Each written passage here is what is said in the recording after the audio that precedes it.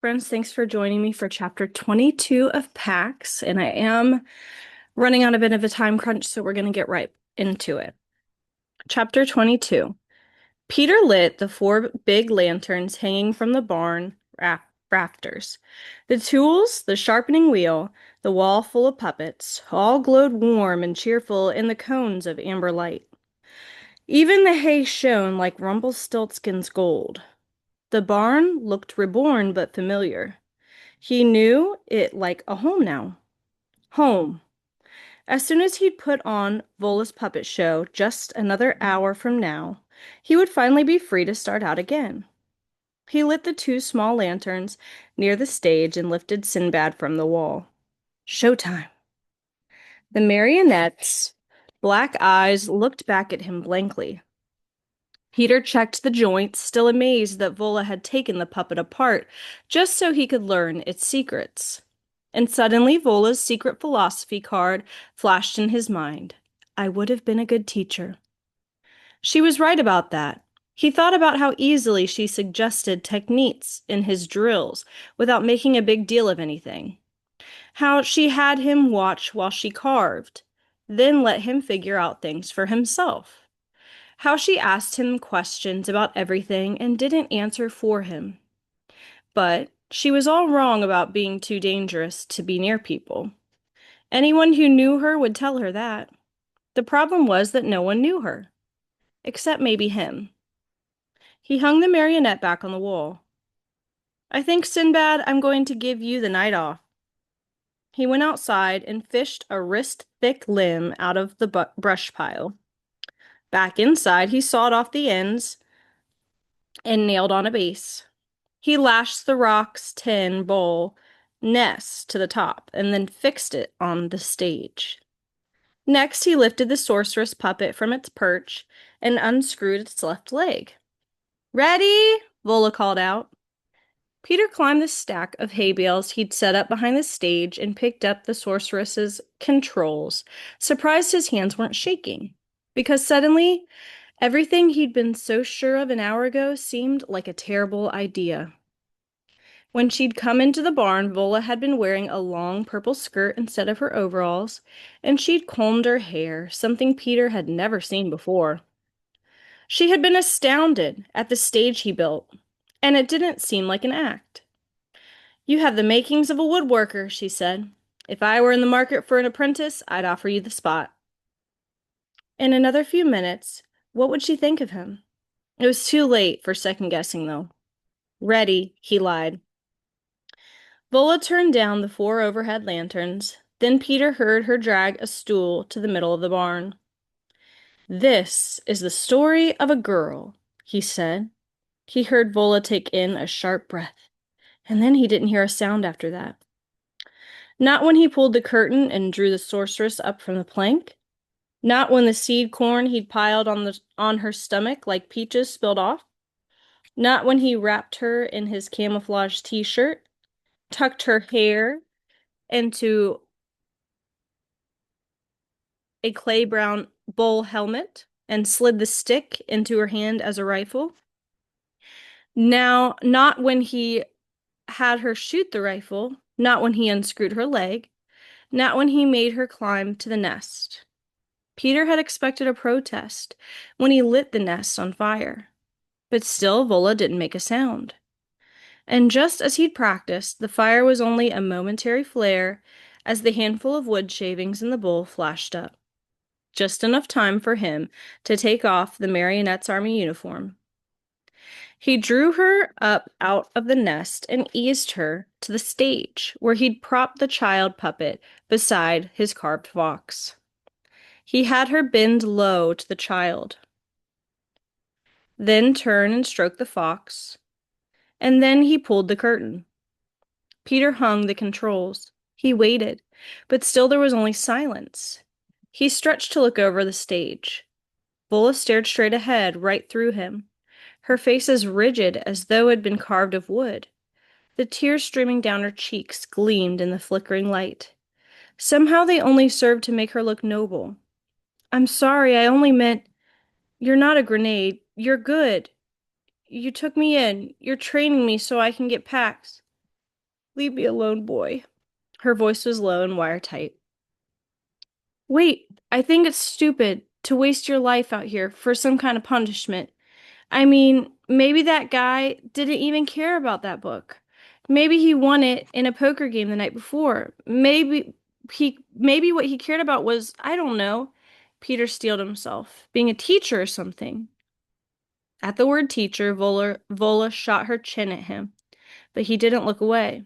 Yeah, maybe he wanted to be a teacher. So maybe you should do that for him. But you'll never know. So I think you should go out and live your life. I'm just saying that whatever bad thing wrecked you before, you could start over like the Phoenix and I know what you're saying. You're not wrong, but get out of here now. Leave me be. Peter started to argue, but his words withered at the sight of her sitting so still, head so high, tears now rolling down her neck. He wrapped the sorceress's controls and then climbed down from the hay bales and picked up his crutches. The silence of the barn felt enormous. Okay, okay, he said, just to break it. The walk to the cabin in the dark took forever. Inside, a covered plate rested on the counter. He slept against the doorframe, washed in guilt. Vola had made it up for him from the dinner leftovers. You pick this chicken clean later tonight, you hear me? A fresh wave of guilt. She'd killed a chicken, something she didn't do often because she wanted him to have more protein. Peter shoved off from the doorframe and scooped up a box of matches from beside the stove. He had no idea how long she'd be out there, but when she came back, it wouldn't be to a cold, dark cabin. This much he could do for her. He lit all the lamps and laid a fire just the way he'd seen Vola do it each night. Sitting there, watching it catch and glow, he replayed everything he'd said. Maybe it had been all true. Well, the part about the soldier maybe wanting to be a teacher had probably pushed it, but who knew? Maybe he had. No, there wasn't a single thing he hadn't meant to say, nothing he regretted. A gust blew down the chimney, threatening the fragile fire. He reached for another section of newspaper. As he crumpled it, a headline caught his eye. Forces prepare to engage. Area to be evacuated. He flattened the sheet and read. He studied the map, unbelieving. And then he grabbed his crutches and pegged out to the porch so fast that Francois scrambled from his nest and shot out into the night. He jammed his clothes into his pack, then looked around. The phoenix bracelet, the photo of his mother, and his mitt and ball were the only things of his in the room. He propped the bracelet on the hammock where Vola would find it, dropped the other things into the pack, and swung up into the kitchen. Vola was just coming in. She hung her hat on the peg and looked over to the fire, then back at him, at his pack. He handed the sheet of newspaper to her. Vola scanned it, then looked up for an explanation. He pointed at the map. The area they're closing off, he choked. That's only 5 miles from where I left Pax. Are you sure? That's a big area. I'm sure. See this empty place? It's an abandoned rope mill. It's got all these high stone walls and it sits overlooking the river at the only place you can cross it. The rest is gorge, and that's where they'll fight for the water. My friends and I used to play war at that mill. We said it was the perfect place for an ambush. We played war. I left packs on the road leading up to it, thinking it would be the word safe stuck in his throat. He shot up and lurched over to the pegs at the door to grab his sweatshirt. Stop. They're preparing for battle there. Don't be crazy. It's not crazy, it's right. I know it now. Remember the cheese? You asked what kind I liked, and I didn't know? My father likes cheddar, so that's what we have. Maybe I used to like something else. It's like you said, I had that forgetting who you are disorder. I didn't remember what was right and what was wrong when I left Pax, but now I do. Now I know I need to go there. I know that. All right, maybe so. Maybe you're still on one leg, boy. It isn't possible. Look at this distance. Vola sat down with the map. No, I've wasted enough time. I'm not listening anymore. Hold on.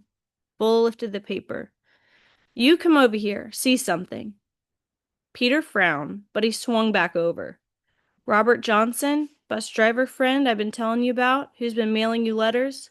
See this spot here? She tapped the top left corner of the map in the article. That town is the final stop on his route. He passes through here at 10 past 11 Tuesdays and Saturdays. And this is where he pulls up at the end of the night.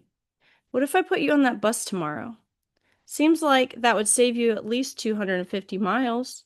Leave you about 40 to cover on your own. You listening now? Peter dropped his crutches and sank to the chair, jelly-legged with relief. You do that for me? Only 40 miles? That's nothing. No. 40 miles across woods and hills on crutches is not nothing.